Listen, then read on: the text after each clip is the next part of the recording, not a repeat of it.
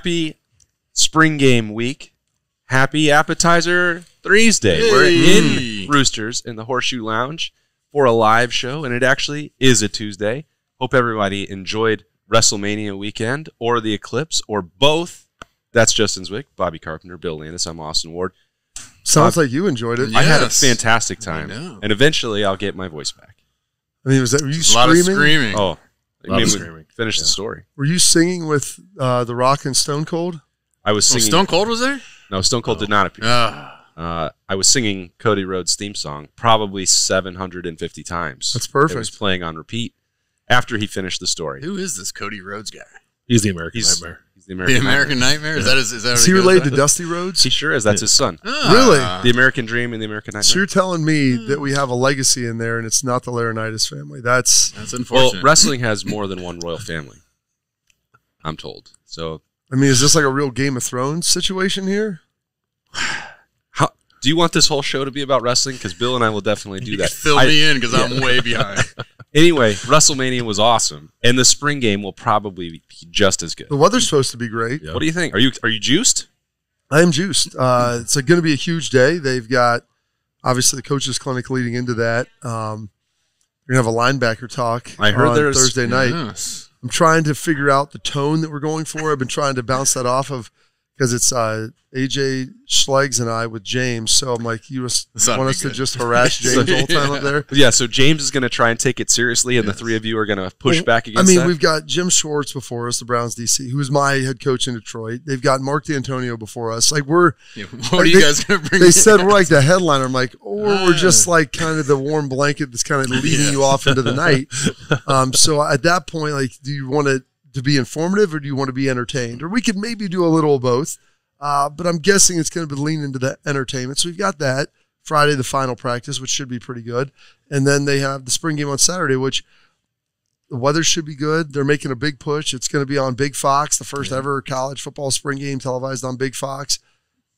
If the weather is what it's supposed to be, which is probably 50s, 60s, sunny, I would think that it'll look full, whether that's they keep saying 100,000. I go, the nice part of the spring game is you can get 85 to 90 and it looks full because you have normal human spacing in there, not like just just packing crayons into a crown box and trying to 100%. Put them in there. So it should be pretty good, and everybody's going to play a little bit. So I think you're going to see a lot of that. And I mean, they have 5 quarterbacks. Everybody wants to see the young guys. I have an inkling that the young guys are probably going to be the ones that get a lot of the reps.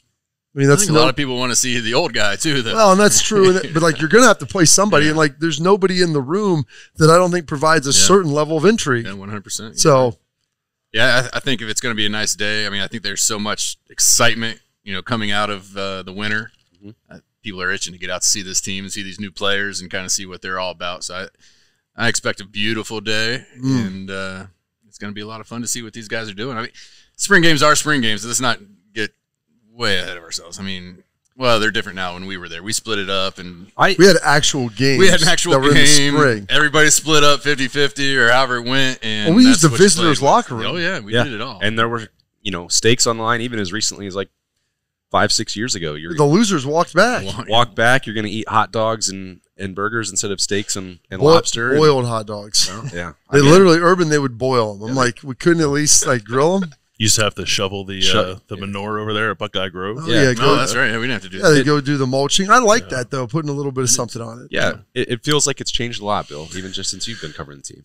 It has changed a lot. It's still a cool event. I still like it mostly because it's an opportunity for people to get into the shoe without having to, put down a mortgage payment to do so. So yeah. And I mean, Ohio State does charge for the spring game, but it's reasonable enough, I suppose. But yeah, the game itself is maybe not as, entertaining or, to these guys' point, like high stakes. It's entertaining. It's not competitive. Like, yeah. Well, I feel like they've done a poor job of making the practice entertaining in the last couple of years. Honestly, if I'm giving an honest assessment, do you want us to bring the races back? No, some sort of dodgeball. No, I don't care about any of that other stuff. I want to play football. I want to see like a practice that actually counts for something, and I think most Ohio State fans feel the same. And I think the last couple of years have gone the other direction. Like I understand not wanting to put something on display. It's on Fox. Any coach that's on the schedule could watch it, and like you're not going to show a bunch of new offensive wrinkles. I certainly understand that, but and not to just compare different eras, but like Urban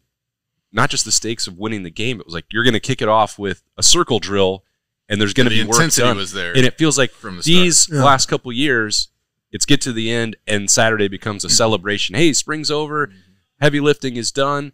There's not going to be a competition sorted out. You're not going to win a job on the last day. And you know what? We're going thud up tempo. We're not going full contact. Well, I think part of it is you've got through 14. Let's not get anybody hurt on 15. You want to be healthy. I'm not questioning that part of it. And I understand the rationale and the justification. I'm just saying for the people that don't have an opportunity, if it's 70, 80, 90,000, and they want there to feel like there's something going on in the field, they've been lighter practices than what we already see on Student Appreciation Day. Yeah, and I guess that's kind of how it's been trending that way for a while. Because even with Urban, they would practice significantly harder. Now they were playing to win those games, but part of it is too when you're breaking in a quarterback, then like you're trying to give that guy some confidence. I mean, you remember. Was it Justin Fields? They literally had a structured game hunt where they wheeled out a deer and then you shot it with a pistol outside so that he could surpass 100 yards and get a touchdown pass. And I say got almost all of it. Like Ben Victor, I believe, is like 90-yard touchdown. Ben Victor, they put my son out there to guard him, and it was like you're basically a spring caliber walk-on guy. Like, hey, go cover him. Yeah. Hey guys, go run with him. Like, I mean, it was, and that's what it was. But he went 4 for like 14 or something like that. It was rough. It was rough, and so you want to make sure the guys have confidence. You want to embarrass them. You don't want the quarterbacks getting hit at all. Now, Trust used to be like, if you were a starter, like I think they'd black jersey you. But sometimes my sophomore year, we were both live. Yeah, and I don't hate that. If you've got enough viable options, freshman year I was live. Liven them up a little bit. It hurt my shoulder. Oh, 100% the young guys. They were always always live. It was great, but I was really happy. Isn't Ohio State trying to find out something about Devin Brown and Will Howard and Lincoln Keenholz? Oh, all those guys. Like, can you take a hit? I think that's a big piece of it, especially with the young guys. Like you've been living there in the black jersey fantasy land where guys are just running by you and you get to throw the ball. It's one thing when that dude. It's a different ballgame when you know like. I might not have the most time in the world, and they're actually going to hit me when they get here. Absolutely, it does change your mind frame a little bit. I mean, you got 4 months to get healthy. Let's take those non-contact jerseys off, baby. Let's get after it. Will Howard doesn't need it though. He's played a lot of football, but everyone else, get up there on 3rd and 3, run some Q power with Will Howard. Will Howard, just fall forward for the first down. I'm not trying to go that far that it's got to be like a real live jersey scrimmage, but. Feels like they could accomplish more. I think they will do a little more this year. All right. Because probably with the young guys. Because here's the thing. They have a very veteran team. So I don't think you're going to see Jack Sawyer and JT Tuimoloau and a ton of those guys and Denzel Burke. Like you'll see maybe a series or 2 of them. And that probably will be more thud. But I think they have once they get to that depth and they get because this is what happens now with the portal. You don't have any like middle tier guys. So you have your veteran guys that have started a lot, and then you have guys who haven't really played that are talented and young, and a lot of them enroll early. Get them in there, get them on the field, let them play with some real game action. You don't want them to get hurt. Odds are they're not having something that's season ending that's happening here. But you need to experience whether or not they can play in these environments, and they got to get some serious reps there. Their first time in the shoe with a lot of people. I mean, just let them get out there. Is with the crowd, with the extra pressure. Seeing how they go. I think with the veteran team that we do have, it'll still be exciting getting those younger guys in there because we've heard about them. We know that they're going to be good, but they just have these guys that were up here. So that'll be a lot of fun to see those younger guys get after it, and hopefully they do. Yeah, because. If you're going to sit those other guys, give the people give them something. Are you not entertained? Yes, I do think because like last year felt kind of lame, right? Felt kind of lame. I think it was partly because they didn't have that many guys last year. Like I think this spring they have a dozen, perhaps more, scholarship players in spring camp than they did last year. Close to like a full camp. Yeah. I think they're around their full scholarship number in the mid 80s. Yeah, maybe it is that recency bias, Bill. Because the last year I thought was. Maybe the worst spring game I've ever seen anywhere. You covered Tennessee for a couple of years. I'm telling you. Their spring games were better. They at least were trying. The regular season was just worse. We lost a lot of the juice, too, when Devin couldn't play. Yeah, and I remember the second half was like all walk-ons and like true freshmen. It was like, I want to see the true freshman that was really disjointed, and then Devin Brown was not in it. So it was like, well, that's just it. Like Lincoln Keenholz wasn't even here yet. Right. So there wasn't. Well, any. yell at Lincoln and Devin for making it subpar. Yes. Devin, quit getting hurt. Okay. Lincoln, give we back needed your you state here. championship Yes. in baseball. You didn't like the Tristan Gebbia show? It was fine. Yeah. You said it was lame, so Well, define it as I it was. did think last year was lame, and hopefully I'm wrong. I want Saturday to be cool, and we get to leave with an evaluation. I'm not trying to be a Debbie Downer about it. It just it feels like if you want people. Here's the other thing, Bob. If you want people to come, if you want people to come, and if you want to raise money for NIL and collectives and all the other things, like make it something to watch, especially now if it's on Fox. TV, yeah. You're giving people an excuse not to go. You're putting Right? I was not the best show from because last I year killed on quickly. Fox. Jay-Z's gonna do the pregame show we got a and pregame leave. show. He's like, I'm out of here. Go It's home on and watch Fox. it. It's Yeah. like now you're undercutting some of it. You have the appeal, and you get to it was tell on people. BTN before. I mean, I know that we're the still Fox Big Noon kickoff. Okay. I mean, Do we know who's? oh my gosh! Look at that catch! Jaguar Jeremiah. You're gonna hear a lot about that. Oh golly! All right. So, who do you want to watch? Who's a guy on your radar for Saturday? Let's assume that it's the best case scenario. It's Everybody meaningful. plays, yeah. Everybody plays. Oh goodness, that's. I think everybody wants to watch Jeremiah Smith in the I mean, flesh. just Go because- back. Wait, I was they gonna just wanna take- I was see trying The to him. take- Smith sensation. Take that one off the board. I want to see the young quarterbacks. Yeah. Like I've seen Will Howard play in college games. I've seen Devin Brown play a little bit, and I would probably like to see some more of him. But I think there's a high degree of intrigue to get like a real evaluation on Lincoln Keenholz when he didn't look like Justin in the spring game of sophomore year. And Aaron Nolan, throw him out there. Julian, I'm just saying, throw him out there. Like see what those guys can do a little bit. Because they have a large quantity of receivers that can all play. So it's not like you're going to be throwing to guys who aren't good. So And then you have Sane just loses black stripes. So a lot of people are going to want to say, all right, hey, this guy just lost this. One of the fastest quarterbacks to probably lose their stripe. I'm just saying. There's going to be some excitement to be out there and seeing him throw that rock a little bit. And when they do, they're going to be impressed. I mean, he's got a laser on. Yeah. What did you think when you saw him in this? I thought he threw the best ball out of everybody that was out there. Not to say the other guys looked bad by any means, but there was just something about his different quickness, the zip. It just seems like he has that, and a lot, almost some different angle throws, arm slots. Yeah, I mean different slots, which he has to do because he's not that big of a cat, right? So Patrick Mahomes. Actually. So he's probably gotten used to doing that, practiced on it. But I thought he looked really good. I just coming out of that. If we didn't have a guy come in like Will Howard, who's had 4 years of experience, I think just the way that he threw the ball and he looked when he was out there running with the teams, stepping up and doing what he had to do, I thought he could probably push, but I just think with the experience and everything else, you kind of fall towards that, Will Howard or Devin Brown, someone who's played and been there, has a little more experience. But Julian, I think he's going to be really good whenever he does get that chance. There's a lot to get excited about there. There is. Yeah, for sure.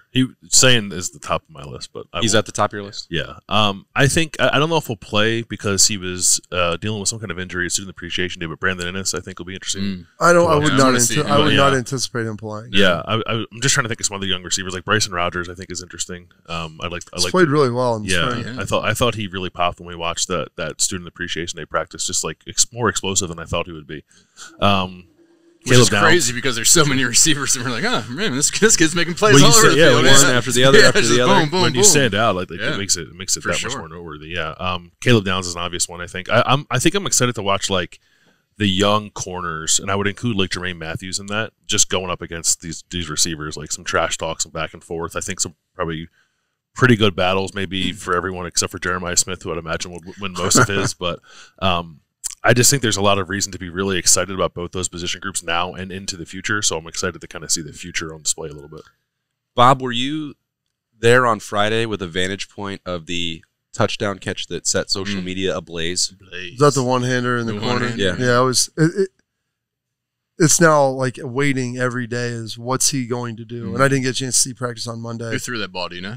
I don't know. I believe it was Devin. It may have been Devin. I mean, it was a good ball. It was back shoulder right where it needed to be. Like the coverage was great. Okay, it was right there. And yeah, I mean, it was just Austin on me and like one hand out and like pulling it in as he's falling out of bounds. Yeah, I mean, it was legit. I don't like my odds in covering you, Bob. It was pretty remarkable, and that was one of the last periods of practice. It's like, wow, when's going to happen? Like, it's just been kind of waiting. Is, yeah. And he had other catches and things, but usually there's one where he's very well covered, and still finds a way to come down with the football. The ones that we saw at Student Appreciation Day, Jermaine Matthews was in great coverage. It took an acrobatic catch to do it. Denzel Burke was in coverage. The ball was underthrown, and Jeremiah had to adjust. I thought Denzel was going to pick that. I don't know how he didn't. I thought. So when you see that ball coming, I mean, it's hard to get your feet and everything, and I mean, Jeremiah made the adjustment, and Denzel turns out he's very good. As a huge fan of offensive line play, me personally, I want to see, because we get to watch practice Friday and whatever they do on Saturday with the rest of the world. Will Josh Fryer actually make an appearance while we're watching at guard? Because I don't know if he will. I think Ryan Day keeps talking about it, but every time we've been in there, he's playing tackle. I mean, I've watched him play guard in practice. Like, he has played guard. You know, they've worked Tegra in there, and like they're rotating him at guard a little bit. And I think, you know, they like the Luke Montgomery, Carson Hinsman, and even maybe Seth McLaughlin. Like, they're trying to figure that out. Like the inside three, O-line, like. Not even inside three, kind of the right side. Right guard, I think like whether you know, Hinsman or McLaughlin guard center is going to be. Yeah, like switcheroo there, or is it Luke Montgomery at guard? You know, Fryer. They've been putting Fryer inside, Tegra Shabola outside, and like there's days where some have looked better than others. Like one guy looked good, maybe the other didn't, and just trying to figure out how that unit's can all mesh together. I didn't realize Montgomery going out. Yeah, no, he's been playing. He's all guard. He played tackle last year, but he's played all guard this spring. So the point there is they keep talking about that happening. We know it's happened some, but we haven't actually personally seen that part. No, every time we've been in there, Josh Fryer's been playing tackle. I don't know that we've seen like Tegra take a rep with the one. I know that he has, but I don't think we've seen it. We've only seen Carson and Seth play center, and we've only seen Luke play guard. So I will be watching the offensive line. That's another interesting piece, because it's a key piece, right? I mean, you have to have it, because if you think about that, I mean, whether it's Kenyatta Jackson, Caden Curry, Mitchell Melton, like those guys there's going to be someone that's on the field that's good. Yeah, they will be getting some work on the outside. Yeah. You know what else has been getting some work since we got here? Berm taste tested these. I think 10. He gave it a 10 out of 10. Look, they're mini footballs, and they're mac and cheese bites, and it's the featured appetizer today, Tuesday. Which is appetizer Thursday. $3. Make it holla all day long. They're delicious. They're fantastic, so golden brown. We promise we'll leave some for you if you want to come in later. And no, we will not leave them here. We got not to take these with us, Austin. Leave the ones that haven't been fair. prepared Okay. yet. Right, just making sure. There's no chance that these are going to yelling survive. at us. Don't worry about that. It's all going to a good place. We're going to take a break. We're going to be right back in here into the Horseshoe Lounge. Berm's going to be here. He seems just pumped to be here as we roll along at Roosters, which is a fun, casual joint. Roosters has been so fortunate. We just want to be able to give some of that back to the community. They donate to organizations that are near and dear to their heart, and we're so fortunate to have been with Roosters now for a long time. They always go above and beyond to help support our foundation to further help veterans. It's just a wonderful feeling to know that Roosters supports the Buckeye Cruise for Cancer. All the folks at Roosters are just genuinely kind folks, and they want to make a difference. Thank you, Roosters Foundation. Thank you, Roosters. Thank you, Roosters. Thank you, Roosters Foundation. Welcome back into the Horseshoe Lounge. Berm is here. Berm. Hey, hello. You said these were 10 out of 10 on the mac and cheese bites. Yeah, these mac and cheese bites today are, they, as the kids say, slap. They slap? They slap. They're crack? These things slap today. Oh, wow. Perfect. Cracked? Perfect ratio of goo to crisp. Yes, 100%. That's key. Yeah, you need that goo to crisp combo. Like that nice firm outside and gooey inside. That's right. Perfect. Well done. Bravo, Roosters. Are you juiced for Saturday? Yeah. I like football. football. That sounded juiced. I like football. I like football, especially when, as Bob said, the weather looks like it's going to be pretty choice. Some choice weather. So I'm looking forward to that because we're outdoors for football. That is where they play in the north. Yeah. We play football outside up here. It's going to be a good day. I really do think that Bill obviously brought up Julian Sand. When you're thinking that was Jay-Z. Well, we kind of. Well, yeah, they tagged. We had a discussion, but it's a situation where I think that real in the family situation. We still don't know. We still You're really testing Bob to start this segment. By the way, we still don't know how they're going to format this game on Saturday, so it's hard to know exactly what to expect. But I would be I think that it'd be surprising if we didn't see at least the second half of all. Do you think it'll be like an MP3 or more of a wave format? I mean, what do we? Yeah, I don't know. What are we using here? As long as it's lossless, It's going to be a gift. that's all that matters. Okay. It's a gift from the football gods. Well done. There you go. But I think we would probably see at least a quarter of all Julian Sain and Aaron Noland, and at the risk of like putting too big of a spotlight, like I think it's a pretty big opportunity for Julian. Number You one, got to play those. Who's going to play quarterback? But it's You don't also- have anybody else. it's way too early to suggest that someone's career is on the Hanging in the precipice. balance. But it is a pretty vital time for Aaron Noland to get out there and if he gets the opportunity to go out there and play well, because there is so much buzz around Julian Sain right now that you risk being swallowed up a little bit by the hype train that's coming if you don't. And outside of the quarterbacks, I mean, we don't know what we're going to see. So I really want to see Kenyatta Jackson against like the Ohio State first team offensive line. I'd like to see that. Yeah. And I would expect we'll see him significant portions of the day, because we don't expect to see JT Tuimoloau or Jack Sawyer. So who he's going up against is really the most important thing to me, because it's been, 5 straight spring games where the offensive line has just been a sieve. They're actually healthy. I mean, like, as healthy as they're Yeah, going they've been healthy in the past. They were just bad. Yeah, but they actually have. I feel like they may not have, Paris Campbell or DeJuan Jones out there. Paris Johnson. Paris Johnson. Paris Campbell's not out there either. Yeah, he not much of a blocker. Excellent blocker. No, he was run a good blocker. Yes, a good run blocker. He just doesn't have to block defensive Yes, ends. yes, Not not blocking the defensive edge. ends. Yeah. But yes, Paris Johnson, DeJuan Jones, but I feel like they have more depth. Like there's more viable players, and they've been rotating guys. So I'm curious to see as they work these guys through. You'll see some good, I think, battles out there with some of these guys. We're going to see a lot of TC Caffey. Yeah. Yeah, we'll get to that. Any Dallan Hayden? We'll get to that. I just wanted to put a button on that where it felt like to me during Student Appreciation Day that the offensive line was holding up better in that setting than a comparable one a year ago. They've had good days and bad, and like that, and not bad, but that was a good day. They're going against good D. I mean, yes. As long as Sonny Styles and CJ Hicks weren't blitzing, it felt like everything else they were so doing. when they were playing base defense, But here's the thing. But the only reason I put it that way, which I get is a big caveat, is that last year JT and Jack were eating them alive. It did not matter who was out there. They couldn't. There's some times where they still like to munch, if you will. I'm afraid that this show is just going to get too far gone by the time we're done here. All right, so you mentioned in the first segment, Bob, and then, Berm, you brought up TC Caffey. The portal is not technically open until Monday. But you want to call ahead. Yeah, just let them know and get your reservation. So if you know, there's an app outside the portal app called openportal.com. You can get in there, and then you reserve your spot in line. 6 a.m. on Monday. I would like a reservation for one. Yes, it's actually not a terrible idea to create an app that student athletes can use to connect with other student athletes who are going portaling. Like similar likes, interests. Yeah.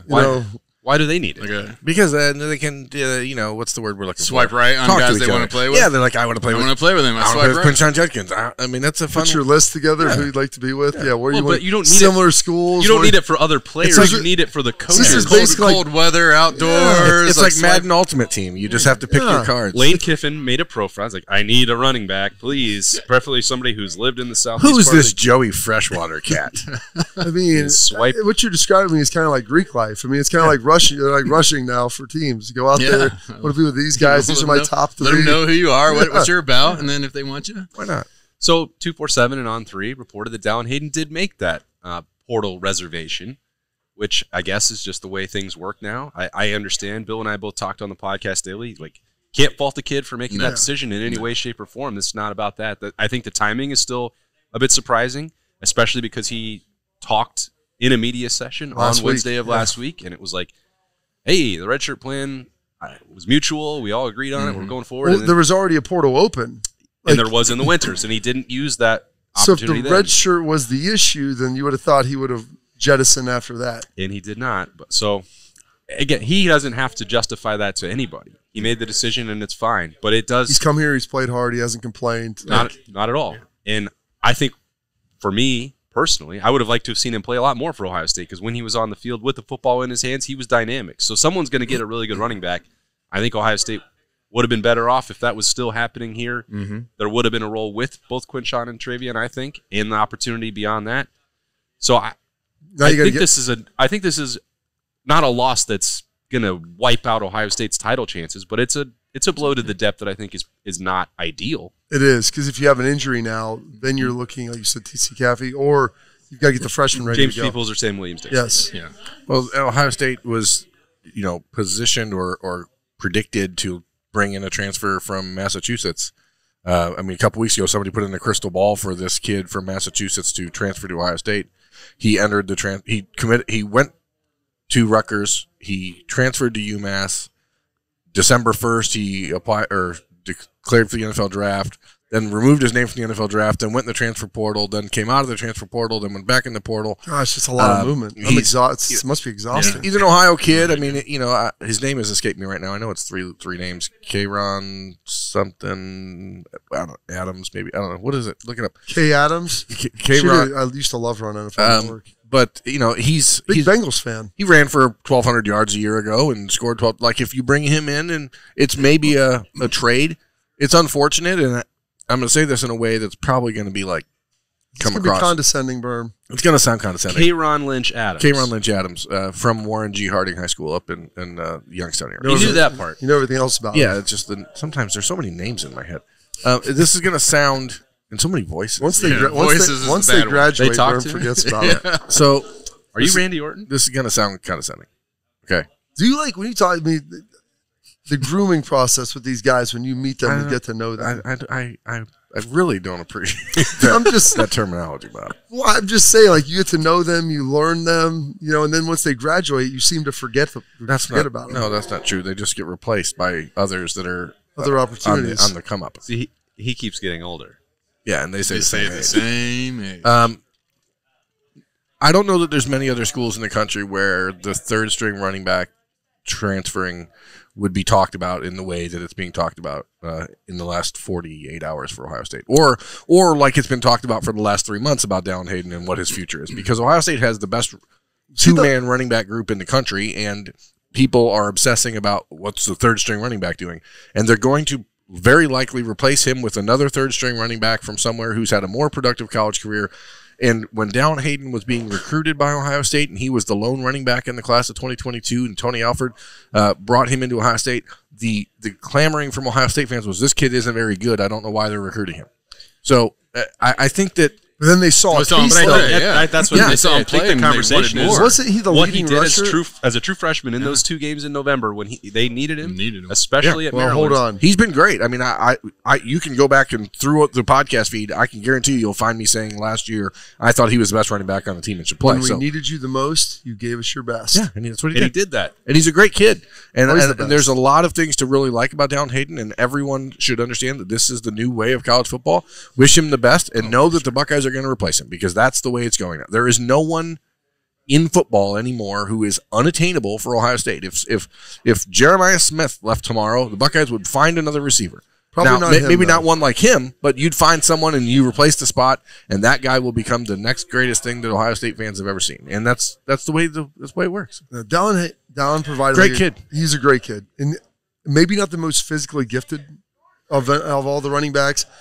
He's not overly big. He's not overly fast. He's not overly quick, but he did a great job of having a feel for the run game, vision. How to have great vision. He did a great job setting up his blocks. And he was young when he was always going forward. Did he lead the team in rushing his freshman year?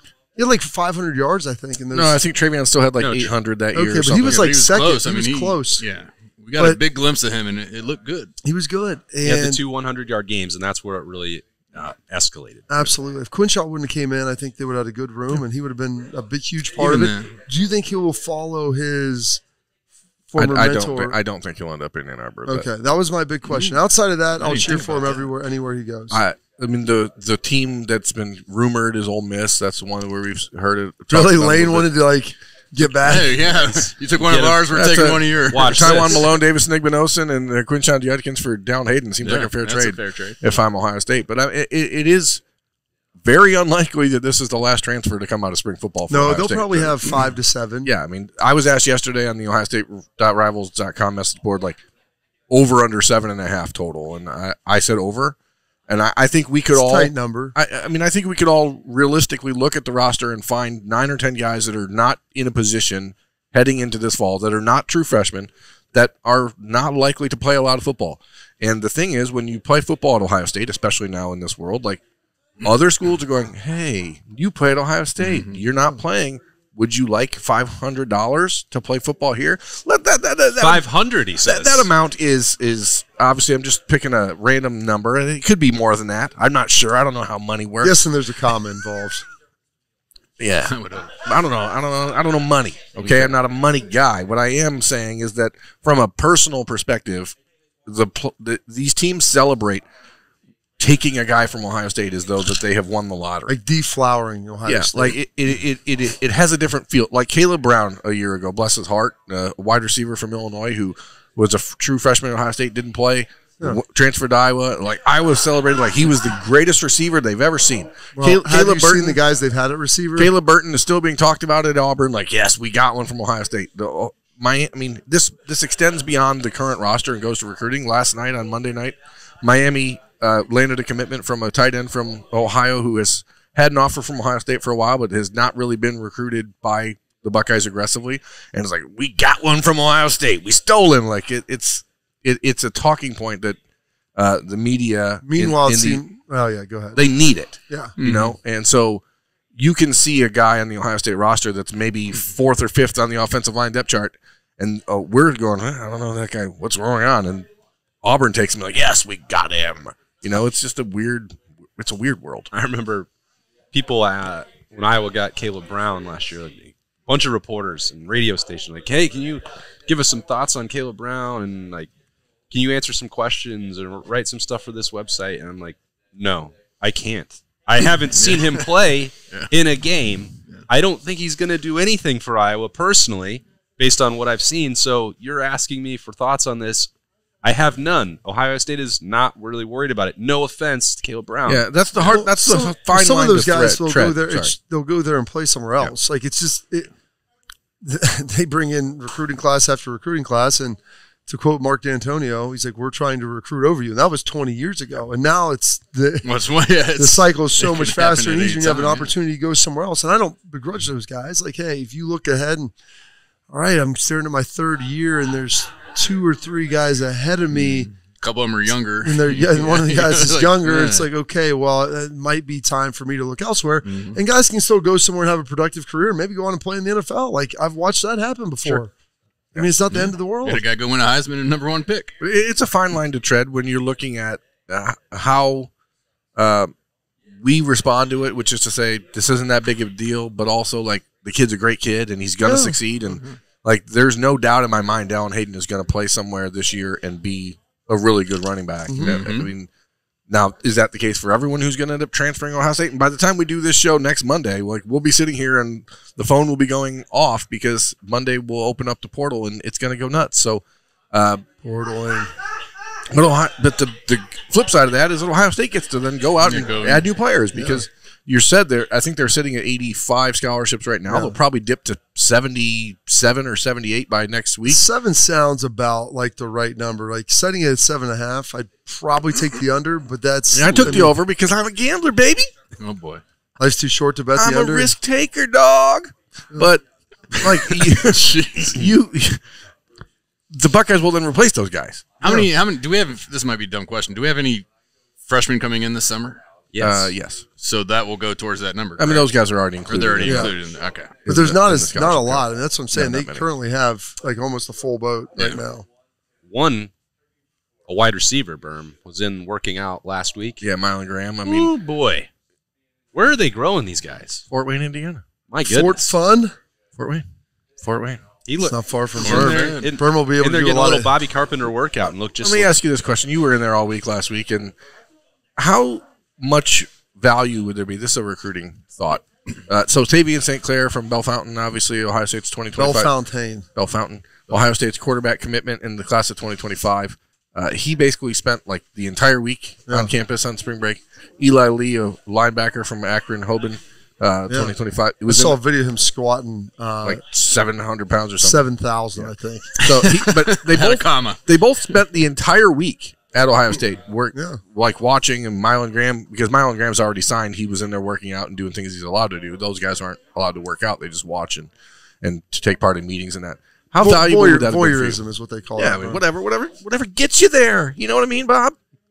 But how valuable would that have been? Strokes. How valuable would that have been for you guys to spend that much time around the program before you got in it? I came up in the spring. A few of us came. I mean, I was 40 minutes away, so I would come up to just about every spring practice that I could. I mean, if Justin came up, we came in the summer and did stuff. In the summertime, we were here before people were really doing that. And so if you live close, yeah, my brother was here, so I stayed with him in the apartment. And we, go down and work out and throw. And Jared, and Tamara, Three's company. How much did that help you guys though when you got? It does, because and now they're even more. It's also engaged. the guys on the team know who you are, and they don't think you're just some cocky little. Well, that's the right? thing, especially when you can come and you start working out. You start working out, you get to know the guys. You get more familiar and more comfortable with everything. So, and now the coach is leaning even more to try to get those guys to do it and to understand it, and it's not a bonus that you're here, not that you're expected, but that's a big deal. You get comfortability with the offense. You're seeing the reads. I remember the coach hey, they start giving you. I'd sit there and you're in the meetings with them, seeing how they're teaching and seeing what you need to be learning. These are the plays, and it's hey, this is what it is, and everything looks really fast because you're coming from high school football, and then you get out there and you do it. But we would do 7-on-7 and stuff in the summer, and so getting here in the spring, you kind of have a little taste and. Hey, here's what we're doing. This plays this. This plays that. A couple plays that you knew. And right here, go out and try it. At the end of the night or whatever it was. I imagine when you guys were here, the media contingent was significantly smaller. That was at every practice, and there weren't people. Some of the guys were still there. Same guys. Yeah, but they weren't there putting your stuff on the internet. Bobby Carpenter's here working out with the Buckeyes because that would have been illegal, and you wouldn't have been allowed. And we did not have that technology. Really. Yeah, they didn't have the ability. You have to lug in a 30-pound camera to be able to do that. Didn't have to worry about that. So, but I think that was good. And I saw him, and you were throwing around. It was funny. He was throwing with RJ after practice. Well, it also allowed you to get a taste of Roosters. Sorry, Brum. I love it. I love Roosters. Winding down here. Don't we all? So mac and cheese bites. Their appetizer Thursday is today. Get in here. $3. We also received a very heartwarming message. Yes, we did. From Natalie in California. We received it. We saw it. We want to make sure that you know it, and we appreciate it more than we could ever describe. 100%. We're not going to read it, though. We're not going to read it. Some personal stuff. We all did it, and it was great. Some feedback, advice. We're really sorry that we missed you at Roosters in here, but we wanted to let you know that we love what we saw. We love you. We love the support. Yes. And we're touched, and we hope that very much. We just wanted to make sure that you were aware of that. And everybody else who watched, we love you too. Yeah. But we love Natalie more. We do love her the most. That is true. We missed Nicole Cox this week. She will be back. She's going to be watching the spring game, of course, this week. And I just cannot wait. I'm fully excited for it now. Let's go, man. From WrestleMania to the spring game. You just had a heck of a couple of weeks. Yeah. Go get to the Saddle Up event, too. I know the coaches are fired up. If you want to get a little taste Are you a jockey? inside the Woody, I am not a jockey. Okay. I'm not jockeying there, but I will be there enjoying the fun concert and everything else that goes along with great. it. That's why Jay-Z's going home in the afternoon. He needs a nap before he heads back to Saddle Up. Can I make I don't even know if I am. one final impassioned plea? Oh, yeah. America. Impassioned. Saturday's going to be a beautiful day in Columbus, Ohio. And I know that there's the allure of sitting at home, watching the spring game on the couch, maybe drinking a beer, going out and doing the yard. Doing the yard afterwards. You're like, hey, this is a nice casual day. Get to the stadium. Support this football program and enjoy yourselves because it's a big recruiting day. It's a big recruiting day. This stuff is memorable for these kids who are getting to play in Ohio Stadium for the first time. Get out there and show your support. Yeah, don't boo them. Be loud. Ooh. And if you boo at the spring game, we've had that spring game. Oh, we got booed in our spring game. What? In 04. 04, but the weather was like snowing and sleeting, and it was miserable. So that was the worst spring game ever. That's well before I covered this program. If the weather forecast for this Saturday was what it was in 2004, I would not go. Yeah. We tried not to. But you would have done the same thing you just did. You would have said, you know what? It's bad. It's going to be snow. But it's an opportunity to get into the horseshoe and go support us. That's what I did as a younger man in 2004. And now, as an old man, I'm like, no, I'm not. It was like 45 and rain, sideways rain, snow. There was like 45,000 to start the game. I was impressed that They made the effort to I get remember. there. I was there. And then it was dwindled quickly. It's a friends and family affair by the end. And that was when it went on forever too. Back in 3.5 hours of that nonsense. That's what I crave. We're supposed to have That's what you want. Give it to me. Yeah. Oh. I'm waiting for it all year. It's so hard to get drunk outside on the patio That when was it's a freezing. miserable day. Miserable day. Not if you're committed to the process, Bob. Yeah. But anyway, that's neither here nor there. Saturday spring game. In between that and Saddle Up, you can come into Roosters, and that'll be a great place to hang out and watch maybe a little golf. I think you actually get Roosters in the stadium. You can get a little bit there, wherever you want. Do whatever you want, but have a great weekend. And we're gonna talk about that spring game next week when we get back in here, back on a Monday in the Horseshoe Lounge at Roosters, which is a fun casual joint. That's Jay-Z, Bob, Berm. Thanks to Bill as well. I'm Austin. We'll see you next week.